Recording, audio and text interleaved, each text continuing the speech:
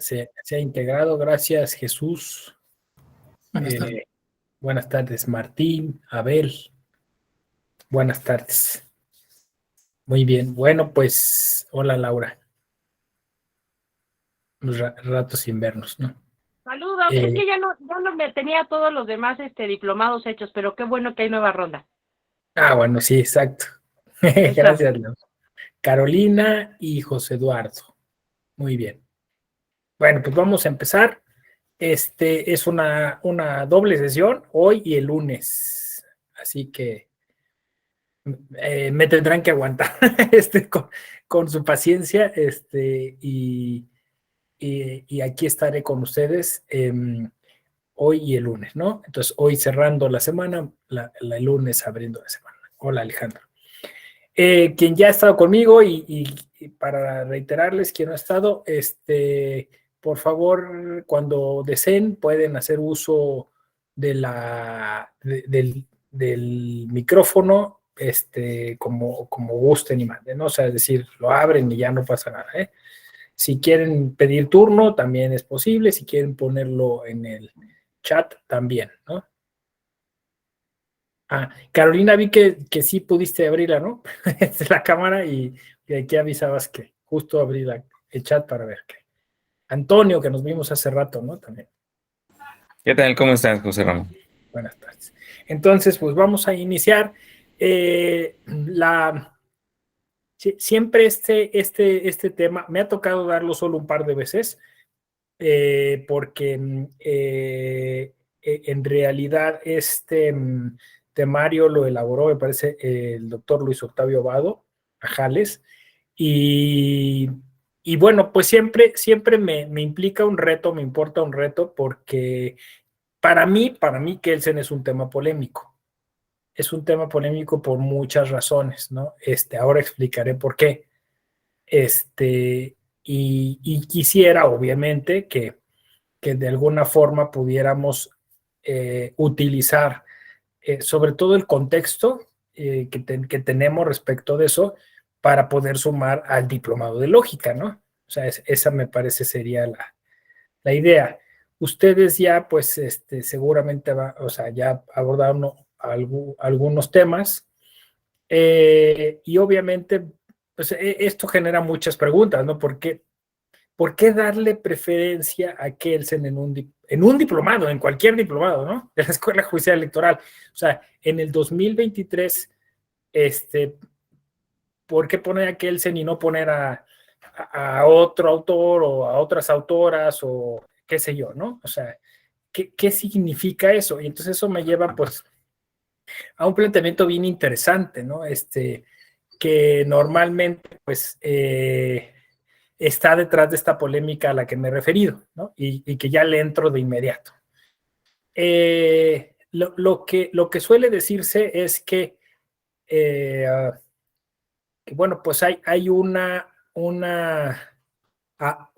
afección, un gusto, un morbo, no sé, una pasión, ¿no? Por Kelsen, ¿no?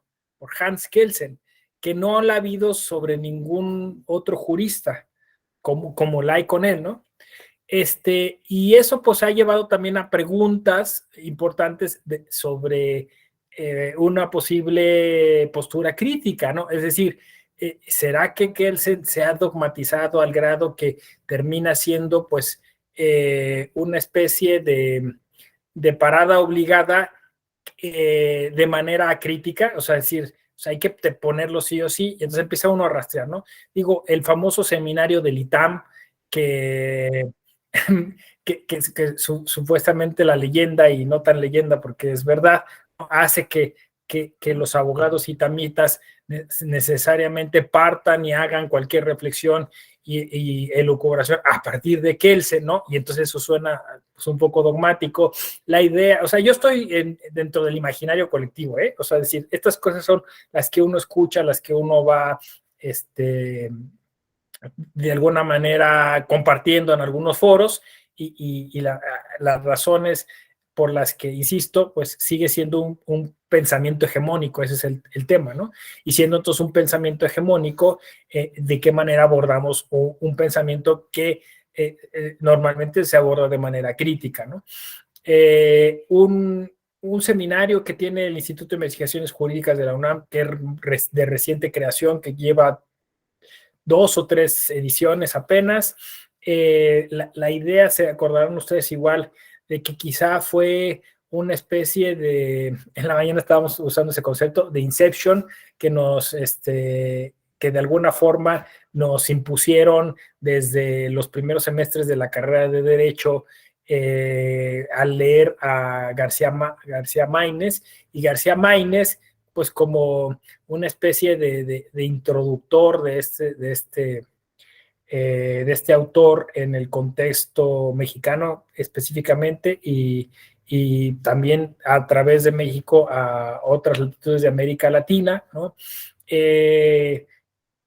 O sea, Kelsen para rato, ¿no? Yo justo regresando del doctorado, participé de un proyecto que era Kelsen en América Latina, ¿no? Y se rastreaban, pues, las visitas de Hans Kelsen. O sea, ya sin, claro, después de ahí se saltaba cuál era su influencia, en qué autores había, pues, tenido un impacto, pero sí, o sea, hay como, pues, como eso, una especie de devoción, ¿no? De culto, no sé cómo decirlo, ¿no? Había por ahí una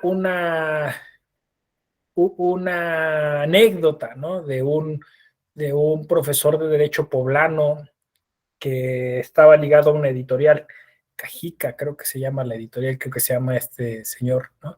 Que presumía que era el latinoamericano en tener más objetos ligados a Kelsen y más libros ligados a Kelsen, ¿no?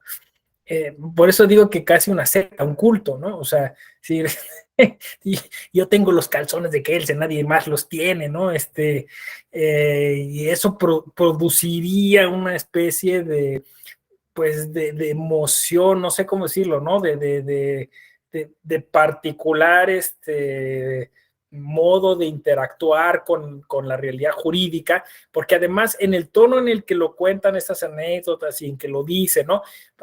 Es como es la misma anécdota que cuando dicen, si tú te pones lagañas de un perro y sales a las 3 de la mañana, ves a los demonios que andan danzando, ¿no? O sea, así me suenan muchas de estas anécdotas y experiencias. Insisto, estoy hablando incluso, y lo confieso, a lo mejor hasta desde una posición de sentipensante, ¿no? O sea, de la emoción, ¿no? Pero no sé si ustedes tienen experiencias similares, o incluso ustedes son parte pues, de ese culto, ¿no? O sea, no está mal tampoco, ¿no? O sea, yo lo que quiero es que aquí como problematizar es, y cómo de eso saltamos a una explicación de la lógica, ¿no? Claro, aquí el argumento que normalmente se da es que una cosa es Kelsen y otra el kelsenianismo, ¿no? E incluso he escuchado expresiones como, en México todos los abogados y las abogadas somos kelsenianos y guadalupanos, ¿no? O sea, haciendo el símil de justo este fenómeno guadalupano, en donde no necesitas ni siquiera ser católico y ni siquiera ser cristiano, pero pues es la historia de la Virgen de Guadalupe forma parte de una tradición, o sea, va más allá de una explicación meramente religiosa, y también podría ser cultural. Y claro, eso siempre termina diciendo, justamente generando una reacción paradójicamente o curiosamente clasista, ¿no? O sea, entre los que sí leyeron a Kelsen y los que no leyeron a Kelsen, ¿no?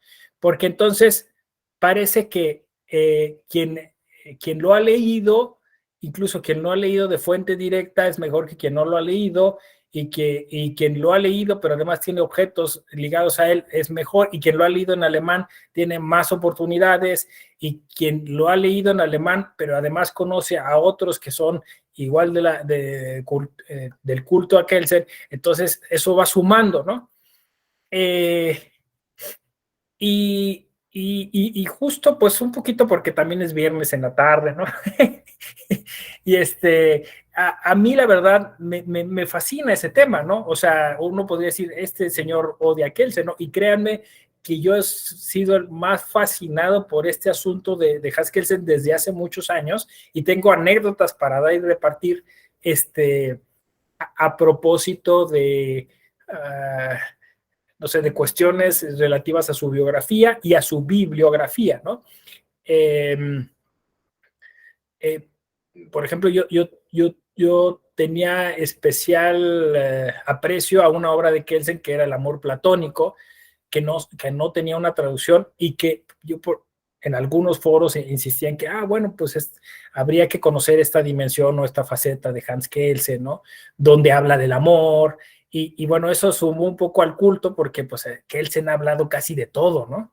Y habló de psicoanálisis y no sé qué, y entonces, pues alguien me escuchó y hizo la traducción y luego me lo compartió y me dijo, gracias a que yo escuché que ese libro no existía en México, yo hice la traducción y ya existe una traducción al castellano de Manufactura Mexicana sobre el amor platónico de Hans Kelsen, ¿no?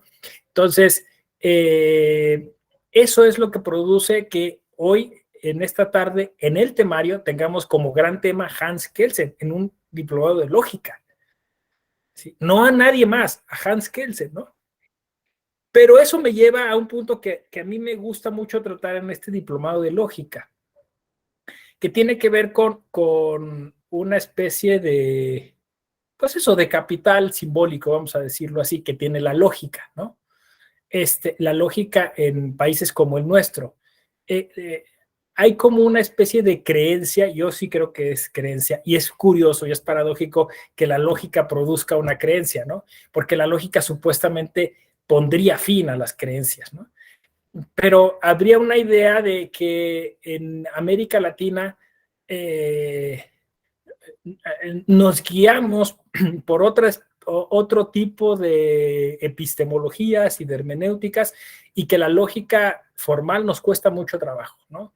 Y entonces parece como que hay una especie, insisto, de posición clasista en donde, bueno, es que si quieres ser un abogado serio, si ya te interesó la academia, tienes que empezar a leer a Hans Kelsen. Y tienes que leer a Hans Kelsen en ese aspecto, pensando que lo vas a incorporar para discutir desde la lógica formal. ¿Y para qué la lógica formal? Porque la lógica formal lo que hace es, de alguna manera, dar un sentido uniforme, homogéneo, acotado, estructurado, y así podría seguir con los adjetivos, ¿no? A un pensamiento latinoamericano que es desaforado y que tiende a la metonimia y que le gusta la poesía, ¿no? Entonces, esto es lo que nos va a dar, nos va a formar la cabeza, ¿no? O sea, se trata de un sistema de pensamiento que fíjense qué paradójico, ¿no?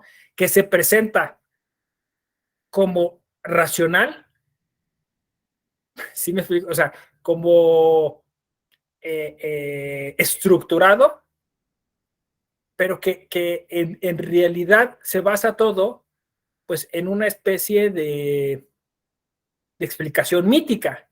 O sea, eso sería explicado más con elementos antropológicos que con elementos matemáticos o filosóficos. ¿Y cuál es la razón de esto? La razón está, bueno, hay muchas explicaciones, pero la razón está en que la ciencia jurídica, y ya lo han dicho muchas filósofas y filósofos, tiene una especie como de complejo de inferioridad frente a las ciencias exactas.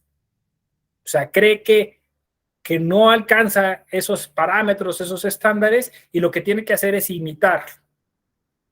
Y entonces se volvió una especie de cliché o de lugar común que para hacer que la ciencia jurídica fuera verdaderamente científica, había que ajustarlo a los parámetros de la lógica.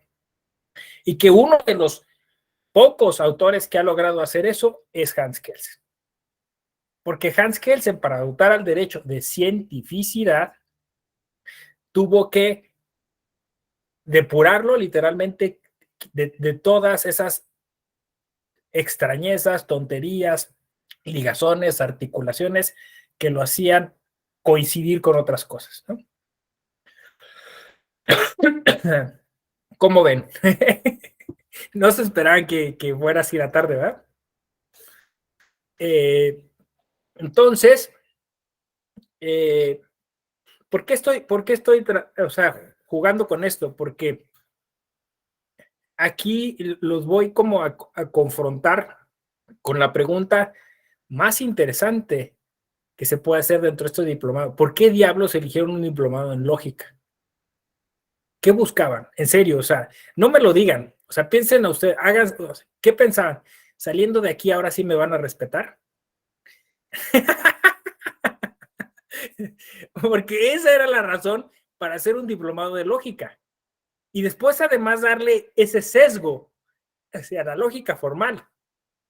Un sesgo que además es traidor de la propia formación de la idea de lógica, que procede de logos. Ahí es donde les voy a dar la curiosidad, la suspicacia mayor, ¿no?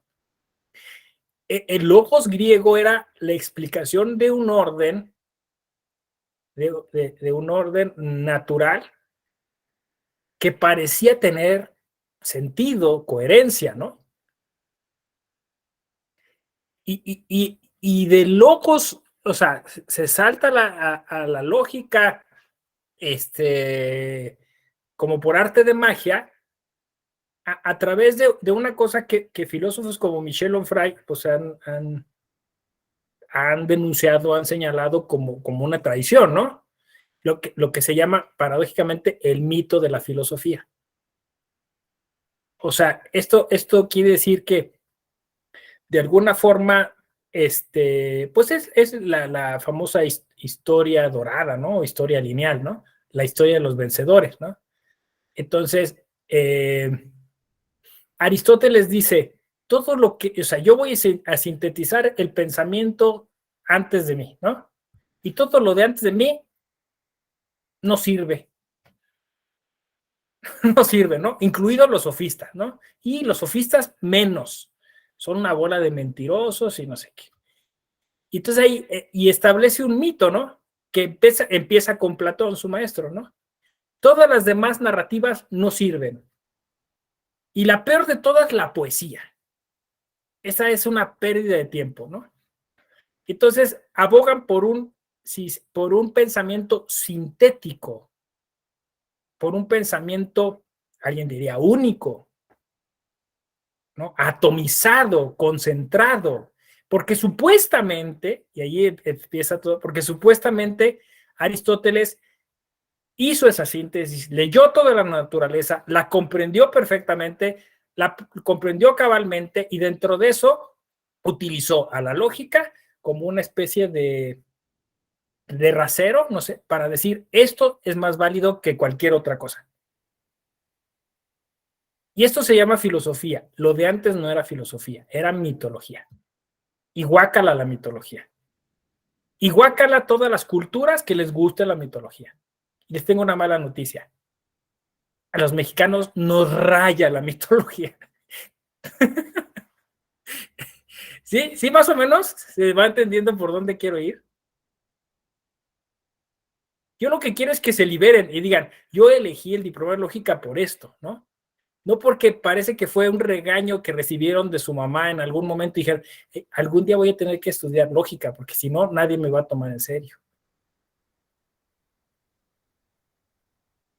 O sea, que lo hagan libremente, que se convenzan y que empiecen a descubrir realmente cuál es la explicación sobre qué es la lógica. No el manual.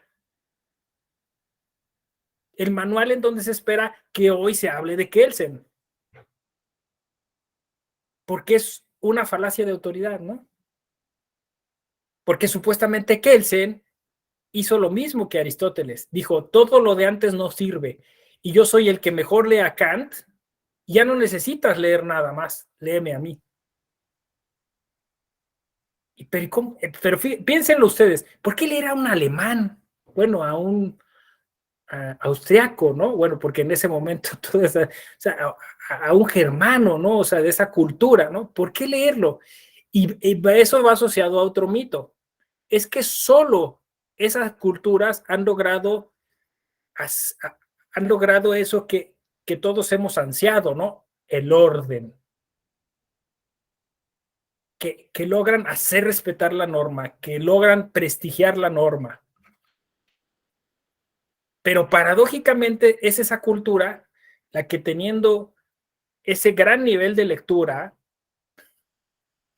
dijo, oigan, ¿y si eliminamos a las 3/4 partes porque son judíos? Entonces, y lo hacemos lógicamente, o sea, claro, no lo vamos a hacer así mitológicamente, ¿no? O sea, vamos a construir un sistema sensato, a través del cual pues lo hagamos con reglas y no lo hagamos desordenadamente, ¿no? Subámoslos a trenes, llevémoslos a un lugar, o sea, hagámoslo como debe hacerse, ¿no? Entonces, ahí yo encuentro una contradicción terrible y tremenda que hoy nos debería poner en alerta, ¿no? Y esa es justo, digamos, toda esta idea, como yo la llamaría, dialéctica, usando a Aristóteles, o sea, nos empieza como a generar dudas. Y es por eso que esta generación, por eso es la polémica de Kelsen. Deberíamos de seguir. Yo no digo no leyendo a Kelsen, o sea, léanlo, pero solo leyendo a Kelsen, solo explicando las cosas a través de esa mirada que además, o bueno, alguien dice, vuelvo a lo mismo, no de Kelsen, del kelsenianismo, ¿no? He estado tentado a hacer, creo que ya lo voy a hacer, un starter packer, ¿no? De abogado, ¿no? Y tendría que estar Kelsen, ¿no? O sea, tendría que estar ahí, ¿no? O sea, tu paquete para ser considerado buen abogado en México, Kelsen y la pirámide, sobre la cual jamás habló Kelsen, ¿no? Y podría ir, pues no necesitas leer a Kelsen, ¿no? Básicamente se volvió una cosa, ¿cómo le llaman? El efecto Mandela, ¿no? En serio, los reto que me digan dónde escribió Kelsen que había una pirámide, ¿no? Pero todo el mundo explica así. Y entonces estaba hasta arriba en la pirámide el hipotético normativo, y de ahí emanó todo el derecho hasta el último reglamento municipal o norma municipal que te encuentres, ¿no? Y así estructuramos todo, ¿no? Y no hay forma de salir de ahí. Y entonces todo pues sigue siendo de alguna forma una explicación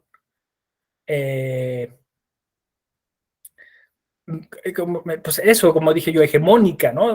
Una explicación de alguna forma monolítica del derecho, cuando hoy más que nunca requerimos una explicación pues mucho más abierta, ¿no? Mucho más generosa, mucho más humanista, y podemos ponerle muchos adjetivos. Por eso nuestro tema con Kelsen, ahí la polémica, es válida la polémica con Kelsen, es necesaria la polémica con Kelsen.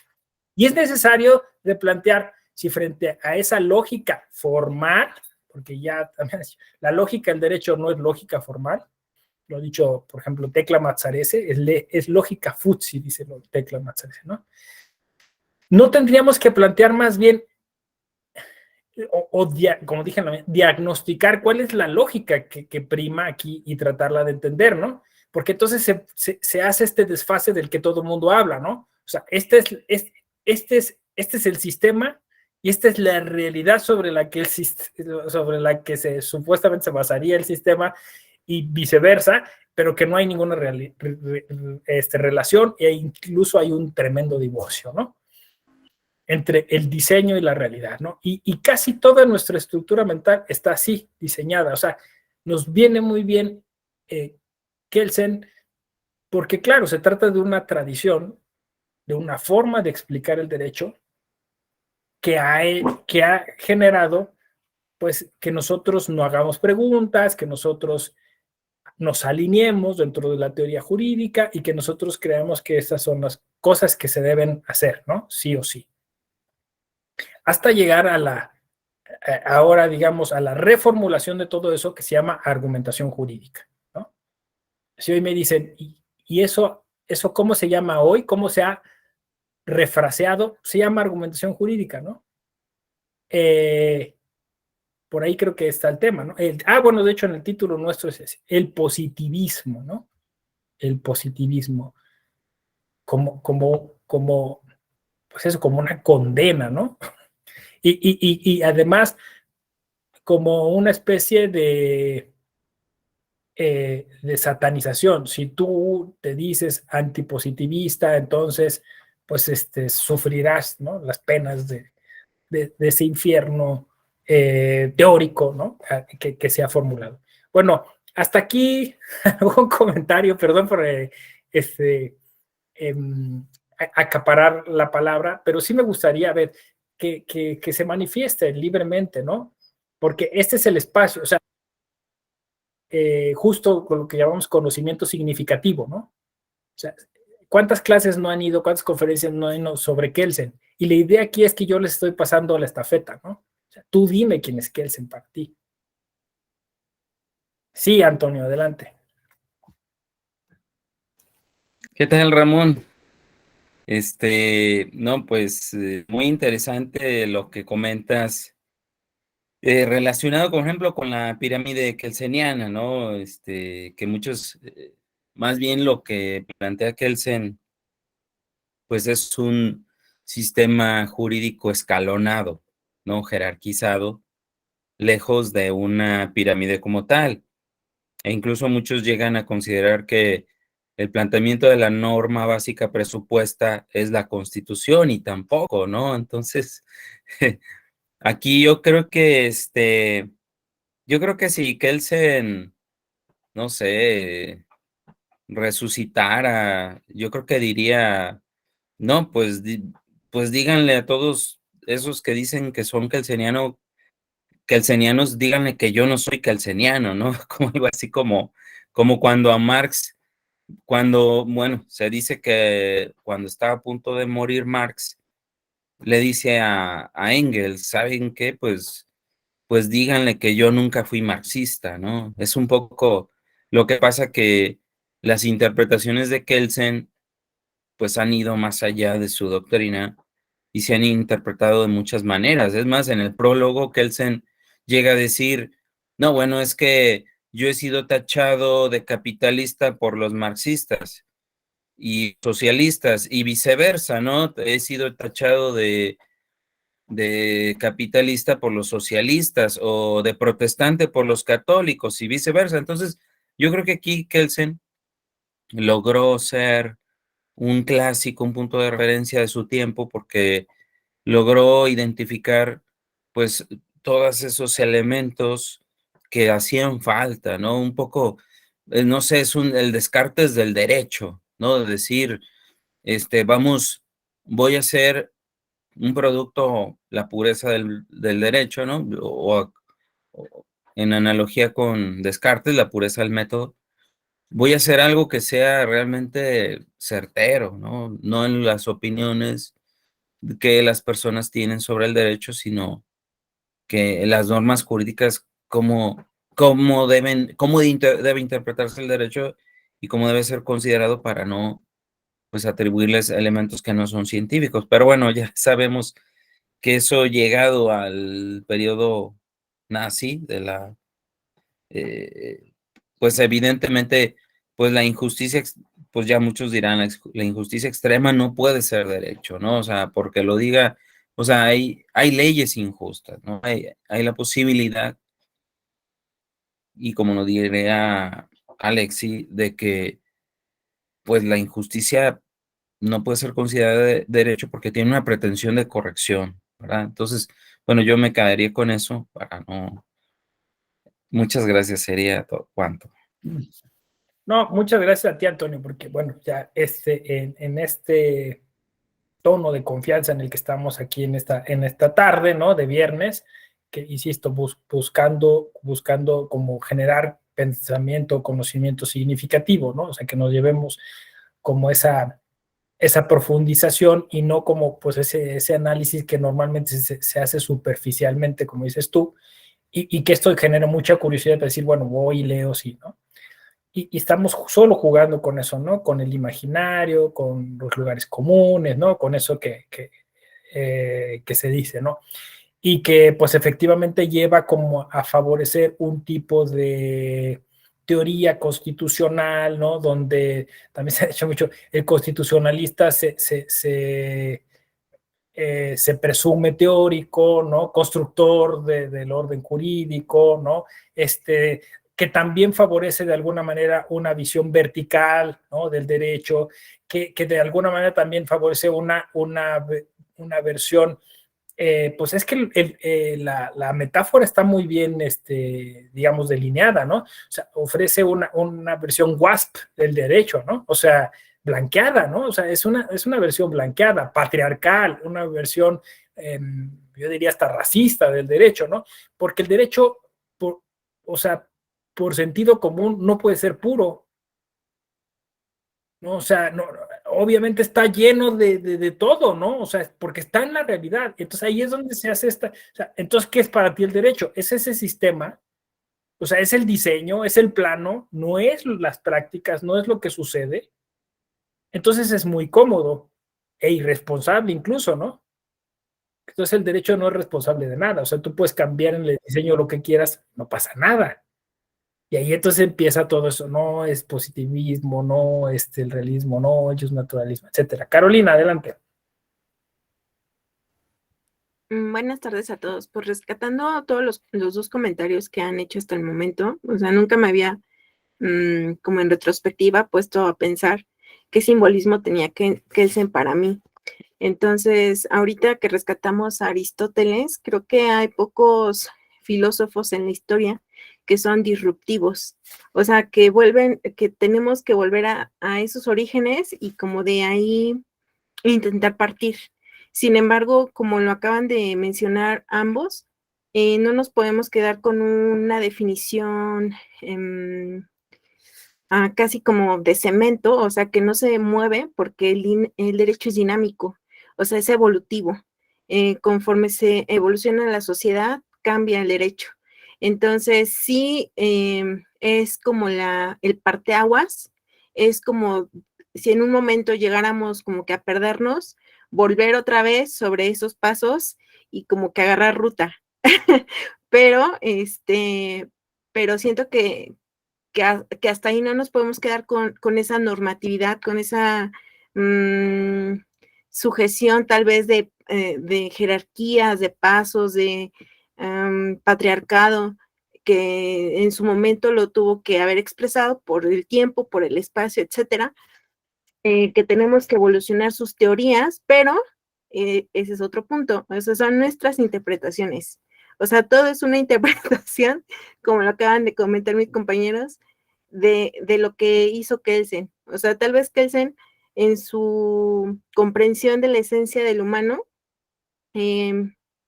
iba hacia otras rutas, pero conforme esta evolución constante que tiene la sociedad, pues definitivamente tenemos que agarrar esas reglas, esas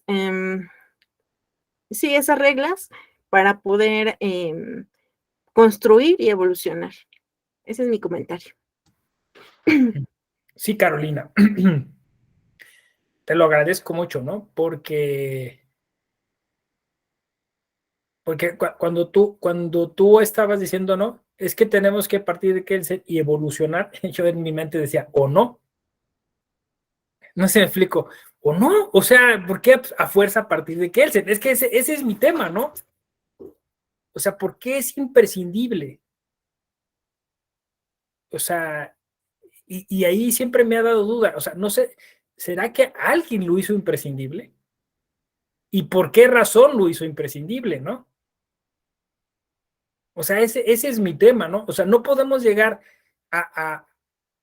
y es más, a las mismas conclusiones por otros medios, o sea, porque es un señor alemán, digo, bueno, un señor austriaco de tales características, no sé, o sea, no es eso lo que sigue como, tiene que ser un señor, ¿no? En principio, ¿no? Y europeo. ¿Sí me explico? O sea, y es que si yo llego a un auditorio y digo, no sé, voy a hablar de X señor, ¿no? Nadie me va a pelar, pero yo digo, Hans Kelsen, todos voltean a verme, ¿no? No se ha convertido en una falacia de autoridad, o sea, no será eso.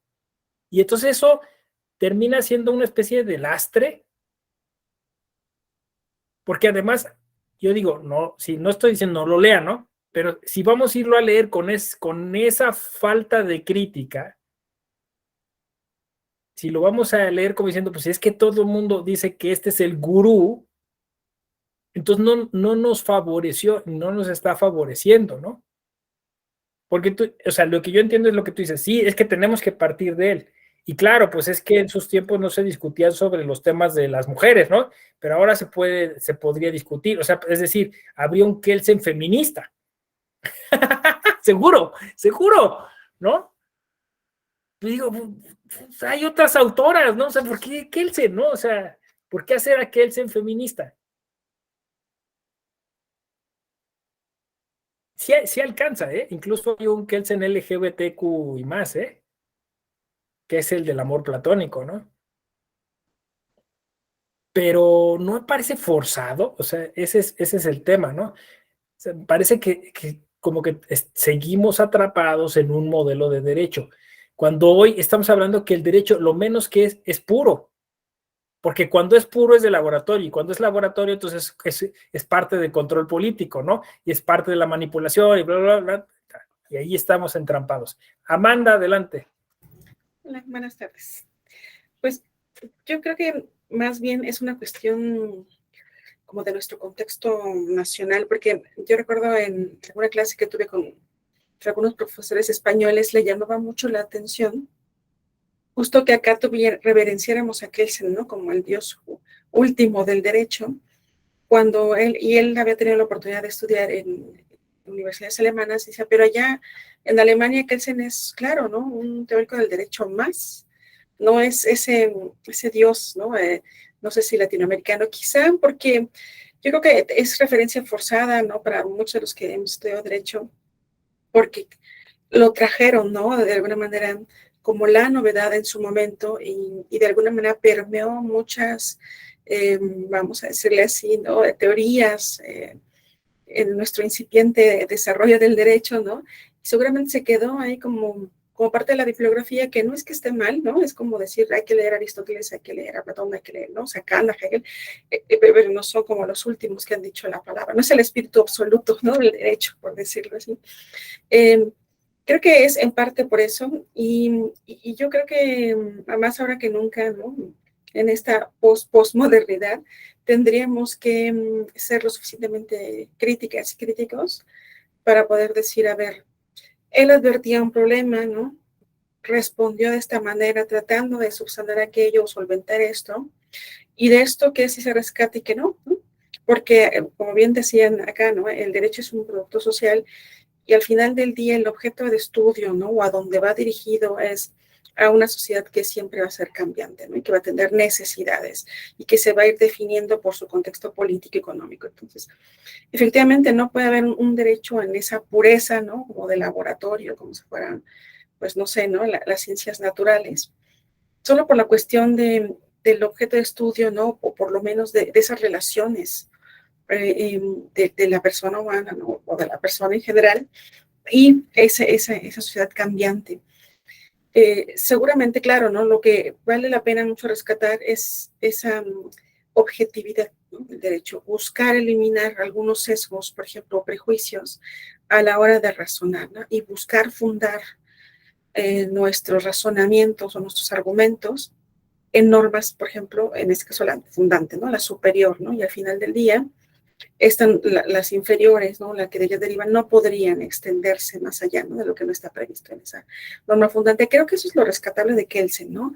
De buscar cierta objetividad, ¿no? Cierta garantía de verosimilitud, ¿no? En nuestras argumentaciones y decir, a ver, no puedes juzgar a las personas, ¿no? Solo como con la víscera, ¿no? Sino busca armar una argumentación, ¿no? En normas fundamentales o en normas jurídicas, ¿no? Creo que eso es lo que creo que hay que rescatar, creo yo, de Kelsen, ¿no? Y me da la impresión de que esa es la forma en que en nuestro país ha sido como referente necesario y parece pecado mortal, ¿no? No haber leído toda su obra, ¿no? Aunque hay cosas muy interesantes, sin duda, ¿no? Y de él y de muchas otras personas que posterior a él también han escrito diciendo no puede ser tan rígido, efectivamente, ¿no? Porque el derecho no tiene sentido si no va ligado, ¿no? a valores. Entonces, porque somos personas, ¿no? Y las personas al final del día también actúan. O sea, la conducta humana se ve impulsada o determinada, de quién sabe, ¿no? Por valores, ¿no? Por prejuicios, y de lo que se trata es convivir, ¿no? A pesar de la insociable sociabilidad, ¿no? De la que hablaba Kant en su momento, o el malestar en la cultura freudiana, ¿no? Al final del día hay que lidiar con todo eso y buscar que el derecho sirva, ¿no? Para ser un derecho útil, sin que sea excesivamente riguroso y termine no impartiendo justicia, ¿no? O no, por lo menos no impartiendo pacificación, por decirlo así. Creo que, bueno, eso es lo que yo tendría que comentar. Muchas gracias. Está bien, ¿no? Porque, digamos, aquí estamos eso, jugando con lo que representa para nosotros, para después, pues, apropiarnos de alguna manera, ¿no? De su pensamiento y de lo que veremos la siguiente clase. Aquí hay otros dos datos que hay que agregar, ¿no? Que los teóricos de Hans Kelsen dicen que hay dos Kelsen, ¿no?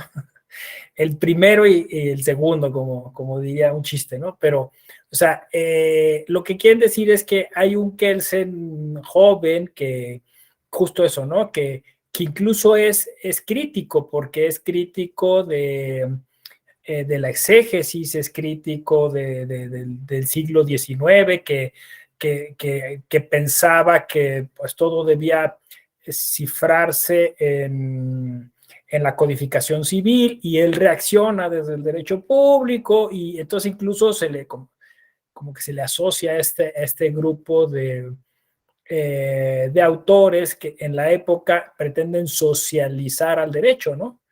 Y bueno, pero termina haciendo este planteamiento que, como bien decías tú, Amanda, pues él lo hace de manera, pues, coherente, ¿no? O sea, es decir, con lo que él pensaba y tratando de dar una explicación de lo que serían las cosas. Pero más adelante se da cuenta que tuvo errores en esas formulaciones, y entonces empieza a hablar del derecho internacional público, empieza a hablar de la paz, empieza a hablar de otros elementos y dice, bueno, quizá me equivoqué de techo, ¿no? Había otro techo. Y entonces ahí ya a la gente en América Latina y México no le gusta hablar de ese segundo Kelsen, porque nos satisface, o sea, que se haya quedado en ese techo. Entonces es otro dato interesante, ¿no? Que habría que sumar a este análisis. Laura, adelante. Hola, doctor. Bueno, a mí me parece que de alguna manera esta idea de el Kelsen, columna vertebral de nuestro derecho mexicano, tiene que ver precisamente con la época en que se funda esta idea del derecho mexicano tal como lo conocemos ahora, sin el cual no podríamos haber imaginado esta idea de García Maínez, de cómo tenían, porque a ellos les quedó como anillo al dedo la idea de cómo estaban viendo el derecho, cómo lo querían plasmar. Y esta pirámide de Kelsen pues viene a ayudarles a plantearlo o a demostrarlo en una imagen de manera más sencilla. Entonces, pero hablando un poquito esto de lo que decías del culto a la personalidad que tenemos, o estos cultos y rituales, ¿no?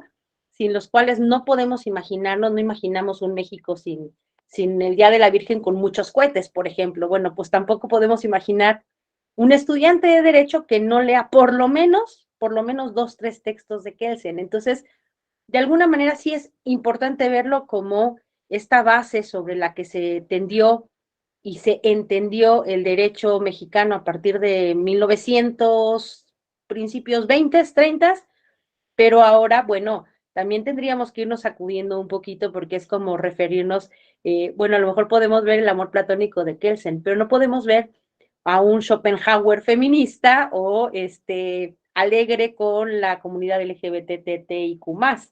Entonces, creo que esta superación que tiene, obviamente, debe tener el derecho como manifestación de la realidad humana, pues, digo, está bien como un referente, pero no como la base sobre la cual tendríamos que pensar o seguir pensando ya en el 2020 y tantos. Entonces, pues, que no sea inamovible, así que yo estoy del lado, como dice Carolina, como decías tú, de la parte de la disrupción. ¿Por qué ya no? O por qué sí leer, pero no aferrarnos a que es lo único que debemos saber como eje vertebral, como columna del derecho? Y me parece que hay muchas cosas que si él mismo superó dentro de su propia segunda parte, Kelsen 2.0, pues nosotros también podríamos ver un derecho mexicano post-kelseniano, a ver qué tal nos resulta, ¿no?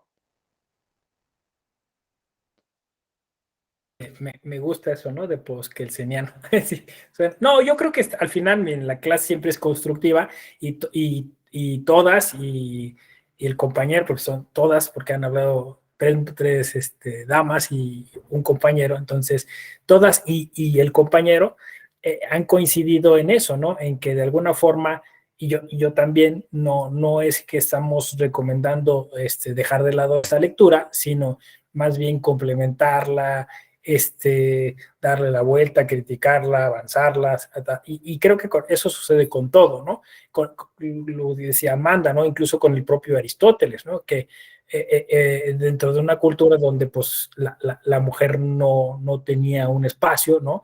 Y donde entonces justo ante esa pregunta dices, bueno, ¿y qué decían las mujeres del tiempo de Aristóteles, ¿no? Y pero resulta que sí había mujeres que dijeron cosas muy importantes, pero que están invisibilizadas, ¿no? O sea, que incluso a lo mejor están entre líneas, entre lo que los filósofos varones decían, ¿no? Entonces, y con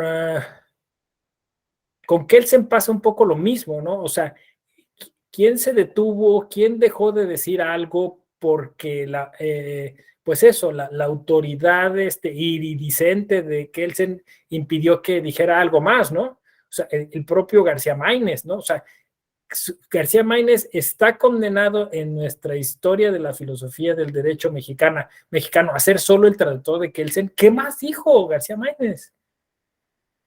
¿No? Y luego, ¿qué otras personas estaban en torno a Kelsen y que dijeron otra cosa de Kelsen, ¿no? Ahí siempre sale a relucir don Oscar Correas, ¿no? Que trató de hacer una versión marxista de Kelsen, ¿no? El otro Kelsen, y pues resulta interesante, pero ¿qué otros personajes? Recasén Siches, ¿no? ¿Qué dijo el español refugiado en México? ¿Qué otro? Y luego todavía se las complico más. ¿Qué dijeron personas fuera del derecho, ¿no? Del derecho. Porque eso, o sea, nos encerramos también como en la bibliografía jurídica, pero pues había, incluso siguen existiendo, pues grandes pensadoras y pensadores que desde fuera del derecho también terminan diciendo cosas interesantes sobre el derecho. Entonces, al final es ese asunto como endogámico, ¿no? Que termina generándonos una ceguera de taller y que termina, insisto, haciéndonos ver las cosas de ese modo, ¿no? Y claro, entonces hoy contrasta, ¿no? Yo he utilizado didácticamente un ejercicio para efectos de un poco tratar de contrapuntear la propuesta del positivismo y de Kelsen y de toda esta explicación. Es un ejercicio didáctico, ¿no? O sea, como tal, pues tiene tintes retóricos y trata de ser, pues así, lúdico, pero por ahí incluso escribí en Axis sobre eso, ¿no? ¿Por qué seguir llamando derecho al derecho? ¿No? Y tiene que ver mucho con esto, ¿no? A ver, piénsenlo un momento, ¿no? ¿Qué significa, o sea, qué conexiones cerebrales hacemos cuando decimos derecho? Entonces vamos, o sea, volvemos a Kelsen, volvemos a la pirámide, volvemos a lo vertical, volvemos al origen, desde la Constitución y todo sale de ahí, todo lo que no está ahí no existe, ¿no? Y todas estas cosas, ¿no? Porque derecho literalmente es una línea, ¿no? O sea, que une dos puntos, es una recta, es algo que no está chueco, ¿no? Y entonces entiendes perfectamente, o sea, si yo les digo ahora grafiquen al derecho, o sea, piensen en su cabeza, o sea, cómo es el derecho como una imagen. Yo hago ese ejercicio, no sé si ya lo he hecho aquí con ustedes, pero dibujen al derecho, intenten dibujar al derecho, oblíguense, ¿no? Pero oblíguense, o sea, no al derecho como nos lo han explicado, como ustedes creen que debería de ser, ¿cómo lo dibujarían? Y no me refiero a un dibujo que simbolice al derecho, sino cómo lo graficaríamos. Y necesariamente es algo complejo. O sea, no podría ser una sola línea, tendría que ser muchas líneas atravesadas. O sea, incluso si me lo preguntan, el gráfico tendría si lo hiciéramos, tendría más la apariencia de una teoría de las cuerdas. Porque además no podría ser unidimensional como lo pensó Kelsen, tendría que ser multidimensional. Porque además a Kelsen no le tocó la gran reforma de la física cuántica, ¿no? Entonces, Kelsen pensaba pues todavía euclidianamente, ¿no? Lo que une dos puntos es una línea. Derecho. Y hoy, quien sostenga esa imagen, esa metáfora, ya se quedó atrás, un siglo atrás. Hoy el derecho es necesariamente complejo. Lo ha dicho, bueno, François Host, ¿no? Le llamó red, también el propio Grossi, ¿no? Pero lo plantean ahí, pero graficar al derecho hoy de manera rizomática, por alguien también lo mencionaba así, Manuel de J. Jiménez, pues es eso, o sea, es ver que el derecho no es más derecho. Porque hoy, según la física,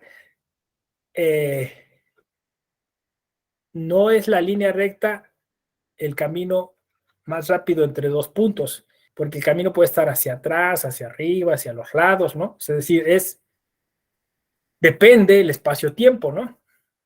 Entonces, claro, dentro de un sistema jurídico kelseniano tiene sentido.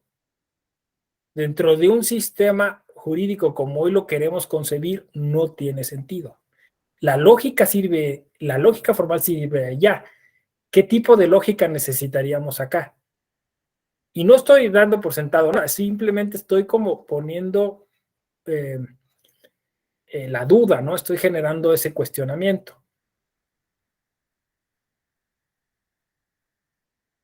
Entonces, esto nos va a llevar a una clase muy interesante el lunes. Yo me voy a quedar por aquí esta tarde, ¿no? No quiero abusar, es viernes, ¿no? No,